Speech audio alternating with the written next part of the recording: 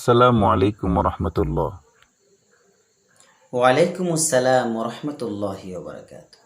হুজুর, কেউ পান, গুল এগুলো মুখে রেখে যদি ঘুমিয়ে পড়ে আর সাহারির সময় শেষ হয়ে যায়, কিংবা পান চিবাইতে চিবাইতে সাহারির সময় শেষ বা ফজর আজান হয়ে গেছে, তাহলে তার রোজা হবে কি?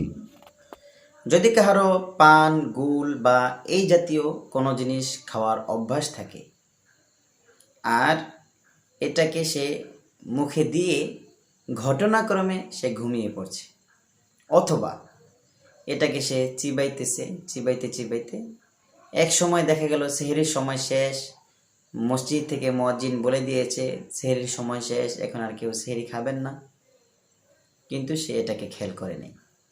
খেয়াল না করার ফলে দেখা যায় মসজিদ থেকে আজান হয়ে গেছে, হঠাৎ তার খেয়াল হয়েছে হায় হায় আজান হয়ে গেল, মুখে এখনো পান আছে গুল আছে, সেগুলো সে চিবাইতেই আছে। যদি এরকম হয় তাহলে তার রোজা ভেঙে যাবে, রোজা হবে না, পরবর্তীতে তাকে এর কাজা করতে হবে।